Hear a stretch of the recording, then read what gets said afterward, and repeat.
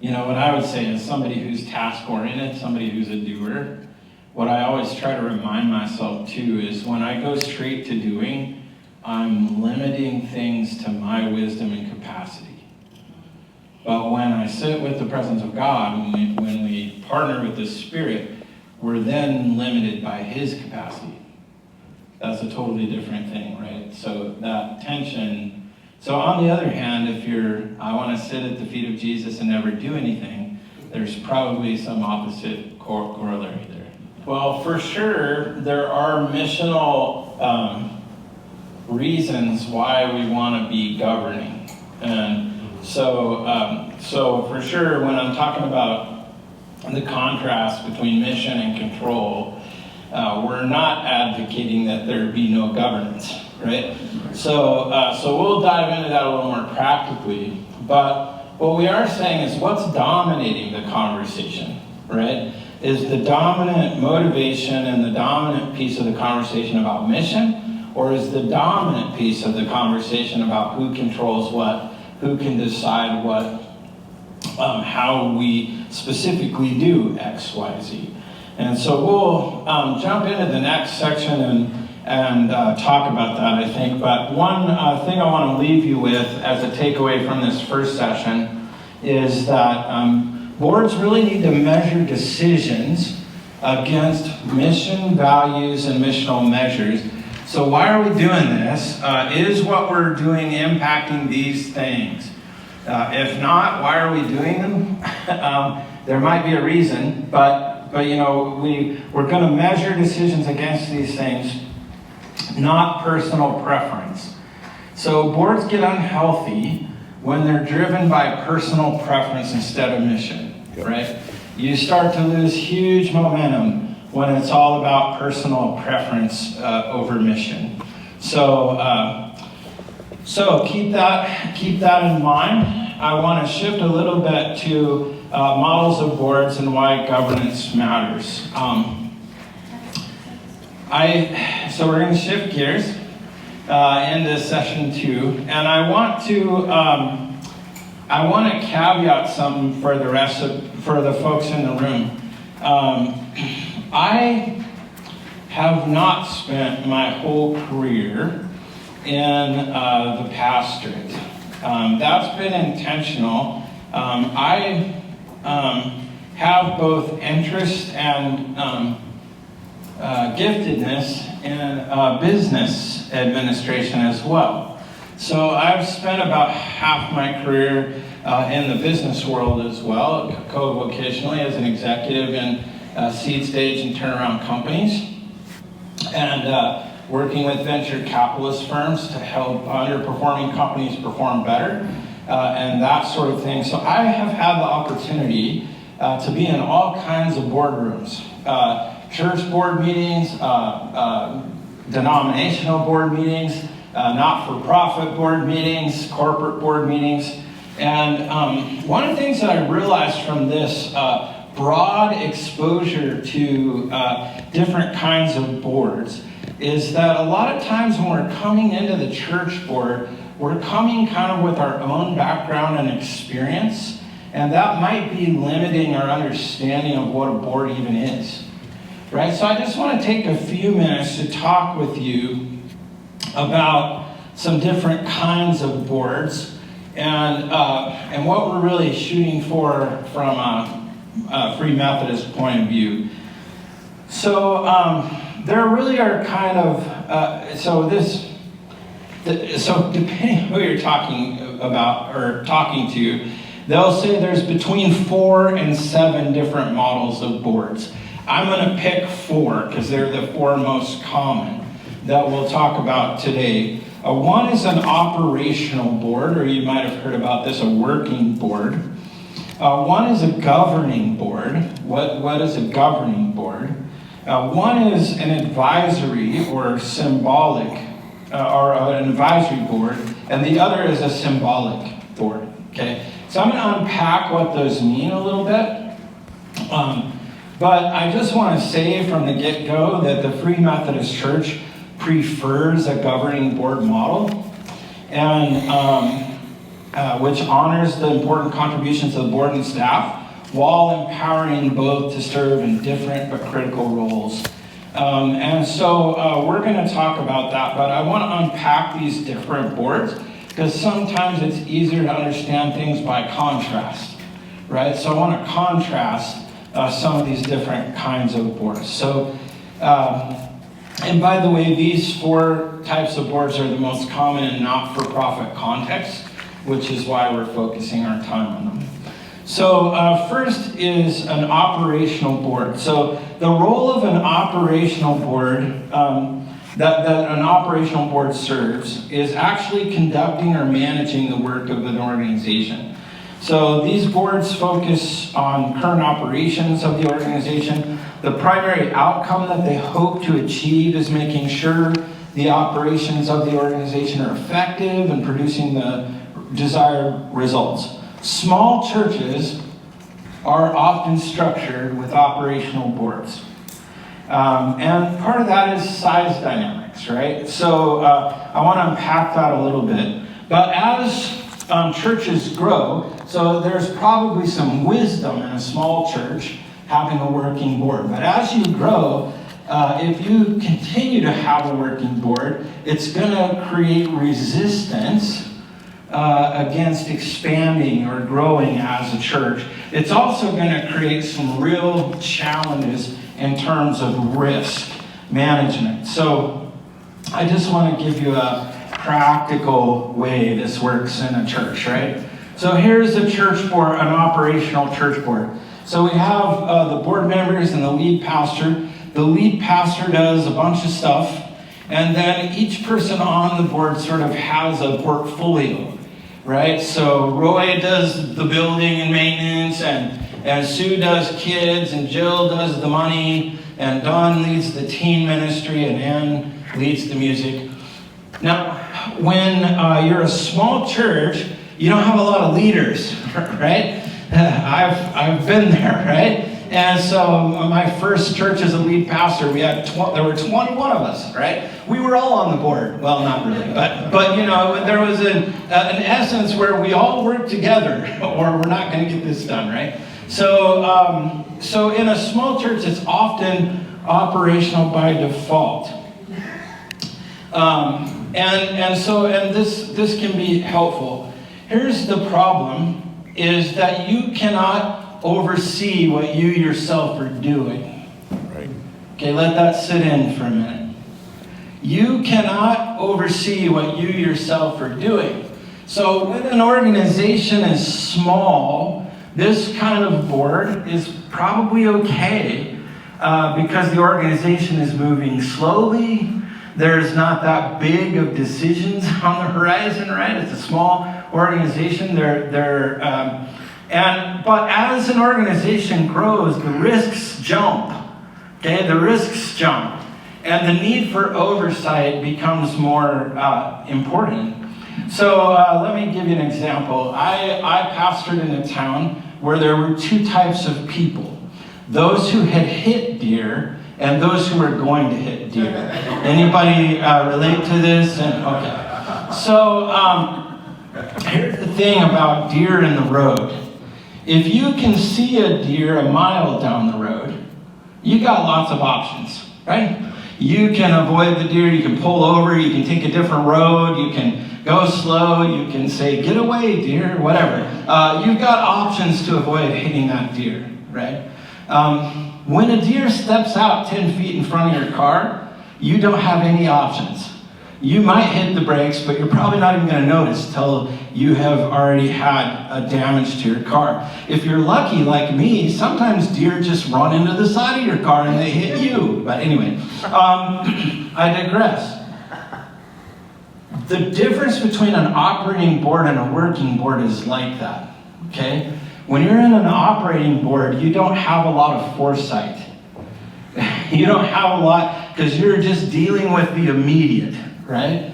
And so the problem with that is you don't have a lot of options because options from a governing point of view happen when you can see things down the road, right? When you're thinking down the road, when you can see a problem coming, you have a lot more options in how to deal with it than if you suddenly have a problem. You're going to have some of both, but I just want to talk briefly about some size dynamics here to help you kind of get an idea of this. So in a small church, so if you think about this bottom layer here, I'm going to talk about it from the lead pastor role and then talk about it operationally. So there are three general types of work that are done by a person. There's technical work, relational work, and conceptual work, okay? So technical work is doing the things, right? It's all the things you have to do. Relational work are the relationships you have to manage to do the work. And conceptual work is planning, right? This foresight, thinking about what we ought to be doing, right? So if you look at this bottom little stretch there on the technical, all of you can think about an electrician, right? So most of an electrician's job is technical, right? But then they do some relational work with their colleagues and customers. And then they might do a little bit of conceptual work about how they're going to lay out the lines, right? But if they become a lead electrician, now they're going to do less technical work, right? They're going to do more relational work because they have other electricians to keep track of. And now they're going to do a little bit more conceptual work because they have to plan out jobs, right? Let's say they get promoted to the office overseeing a division of the electrical. Well, now all of a sudden their job gets a lot more conceptual, right? A lot more relational, and they're not doing very much technical work. Okay, this is why we make the jokes that if you get to be a boss, you're never doing anything, right? There's truth to that. And furthermore, you shouldn't be doing things. Because if you're doing the technical work, nobody's doing the conceptual work, right? And so as the organization grows, the more and more people at the top are doing conceptual and relationship work, the less they're doing technical work. So, you know, when I was first a pastor, I love graphical design, so it was my joy to be able to design a program. And I put little comics in there that were great quotes, you know. I'm disappointed to say most people just threw them away. But at any case, I sure love to do it. But friends, as the church grew, I had to stop doing it. And I had to give it over to somebody who wasn't that good at it. Right? But that wasn't missional in the sense of because that person was less good, it didn't impact our church attendance or people getting saved or anything like that. But if I had kept doing it, it could have. Right? Because my job had to change as the church grew. And so does every lead pastor. And there's a whole bunch of nuance in here. If you're good at reading secular works and translating it to the church, a good book that talks about leadership at different size is this book called Leadership Pipeline in a Digital Age. And they walk through 6 levels of leadership in various size organizations. You'll have to extrapolate, but if that's something that would be useful to you, if you're having a hard time thinking about this. Okay. So on an operational board, the same thing. As your church grows, you got to be less operational. So you're doing a lot of ministry when you're this board, right? You're doing a lot of ministry and operational things, a little bit of oversight, but you're doing it, so you really can't provide a lot of oversight. As your church board grows, they need to be doing less ministry, more or same operation, more oversight is required by the organization. So that leads us to governing boards.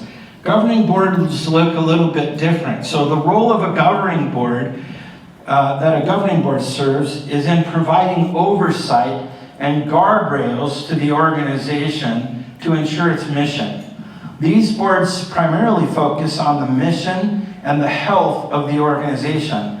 The primary outcome they aim to achieve is providing accountable oversight of empowered leaders while safeguarding the mission and health of the organization. this is what we're hoping most of our churches will get to as soon as is reasonably possible given their size, okay? So we're going to unpack this more throughout the day, but this is where people on the governing board are not telling the church how to do stuff, right? They're providing guardrails. They're empowering people to do stuff. And they're looking at the overall direction. They're looking at the overall alignment of the whole organization with the mission. They're looking about the overall health. And so an example, a governing board is far more concerned with the balance sheet than the P&L. Right? Why? Well, because the balance sheet is a snapshot of our overall health at any given moment. The P&L is just telling us what our activity is. Right? So it's important to look at budget and actual. That's a way that a governing board can understand if the staff are performing to plan or if problems come up in the process. It's a way to determine what those problems are and how to adapt. But the role of a governing board is more than that, right? It's what is the health of the organization? It's does this budget align with our missional plan? Okay, not at the level of what is this $3 rate, right? But okay, what are we hoping to accomplish for this budget? Is this budget overall reasonable to anticipate we're going to have that level of revenue? Can we commit to spending that this year? Does it align with where we're trying to go? If we actually pull this off, are we making a missional difference? Right?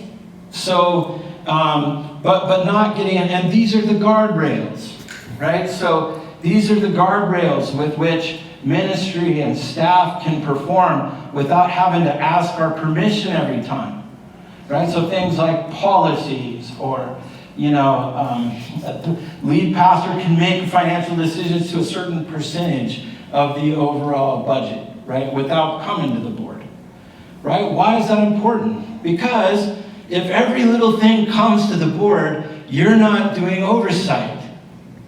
And it's important that you do oversight, right? It's really critical because it will impact the organization as a whole. So in a governing board structure, the people that are governing, that is their ministry to the church, right? They have to keep a little bit of distance, a little bit of objectivity. I'm so sorry, Adam. I'm walking around. Think about it. Yeah. All right. So to oversee things, you have to be a little bit removed from it, right?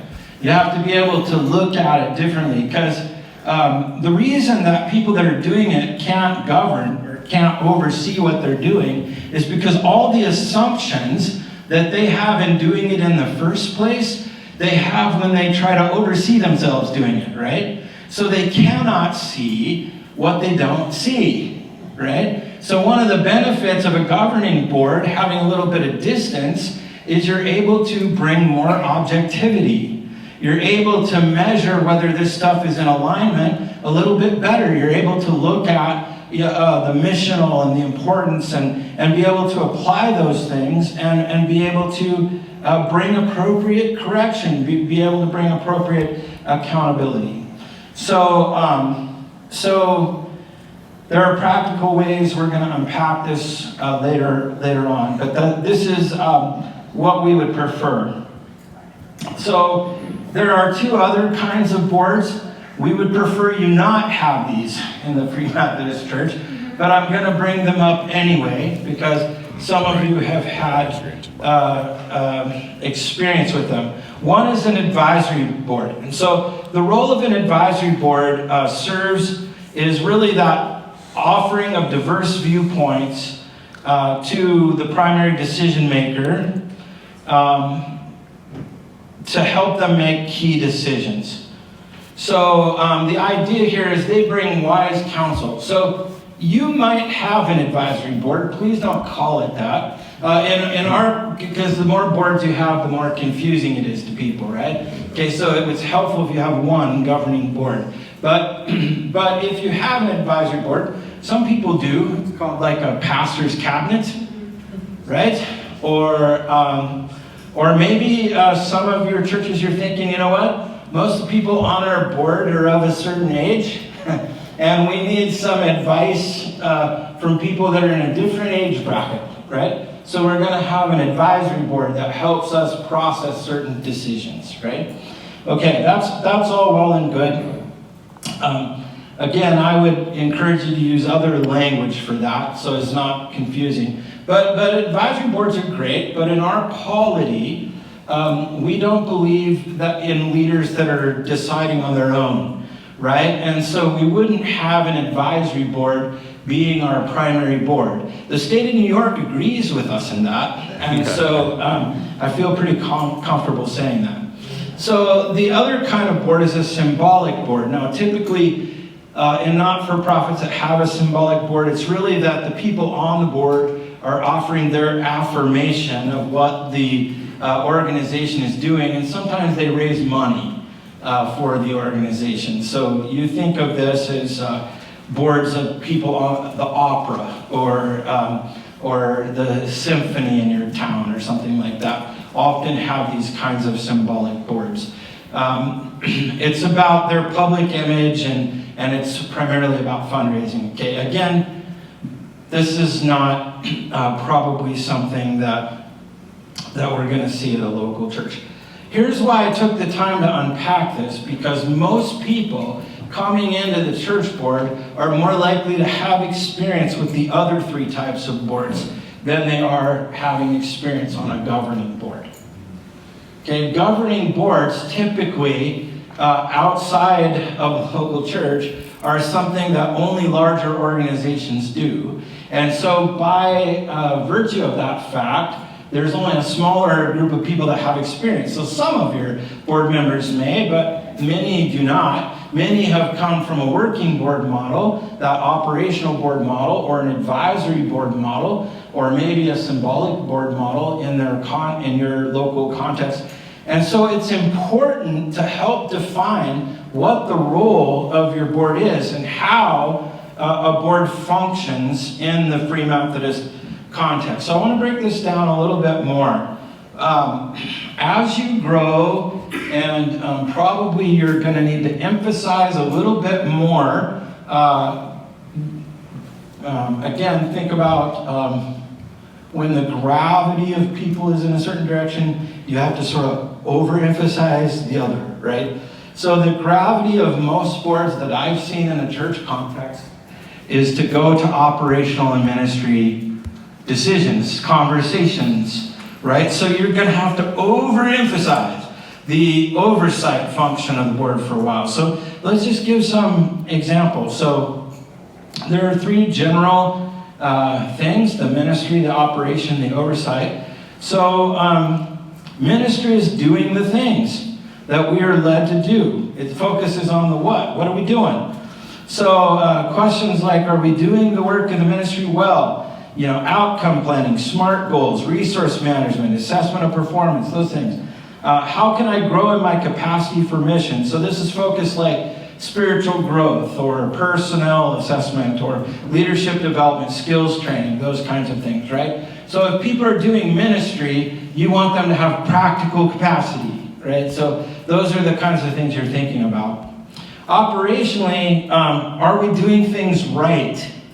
Right, so you're really asking the question, the focus is on how and managing the people and the things, right? So operationally, are we doing things right? Are we supporting the work of the ministry well? And, you know, it pulls out into asking questions around short-term planning. You know, what's next Sundays? You know, what about this event that we have coming up? You know, how are we measuring our success with this big outreach that we're doing? That sort of thing. How can we adjust our support to produce better results? So it's about creating the budget, right? It's about financial leadership is all about creating the budget and making sure that we operate to plan.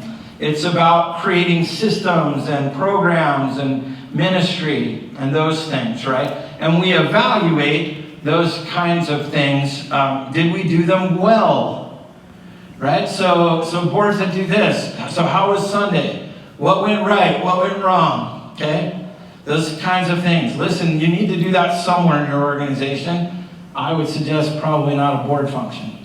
Right? Okay? Why? Because that's about doing things right. What a governing board is doing in oversight, and you'll do some of each of these, but what you need to focus on, what the bulk of the time should be on as a missional board, missional governing board, are we doing the right things?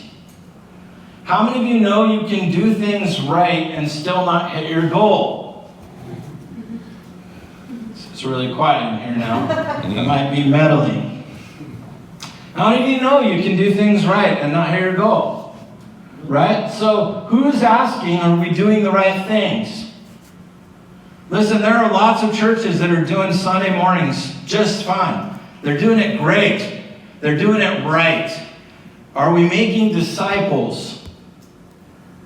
Different question, right? How are we making, so are we doing the right things? You can have a certain, there are some resources available to you from the National Church, which I haven't told your conference yet. So I'll talk to them later, but we're offering you the ability to exegete your community, right? So maybe one of the board questions is, how come this subdivision that's immediately next to the church, we don't have a single person coming to our church? That's, are we doing the right things, right? How are we reaching our neighbors right next door? Why are we not reaching them? There are other questions you could ask around that. But questions about doing the right things are we accomplishing the mission that Jesus gave us to do? So this is more about strategic planning, assessment of health and performance, accountability of leadership, right? Most of you have leadership staff. You have pastor. Now, I want to say that the pastor's job is not to work for the board, right? So we have in our Free Methodist polity a partnership between the pastor and the board, right? So it's a missional partnership. But it is totally appropriate for the board to ask the pastor, how come we're not seeing missional results? Right? That's appropriate to ask that question. Or what do we need to do differently, Pastor? How can we come alongside of you? What can we do differently with the staff so that we're getting a different missional result? Because we're not seeing alignment with the mission Jesus gave us to do. The secondary question there is, are we protecting the organization that Jesus has entrusted to us? So this is that fiduciary question that somebody was asking earlier. We have a fiduciary role here. So then we're asking financial oversight. So we're approving the budget and the plan for how the money is spent. We're looking at the overall health of the organization. We're thinking about risk mitigation strategies like insurance and policies and practices, because those things protect the mission, right? Let me tell you, you don't need, I don't need to say this in this conference, but there is significant risk to the mission when we do things outside the law. Right? You can take your whole church can go down. The whole conference can go down. Dare I say that one Free Methodist church could sink the whole denomination?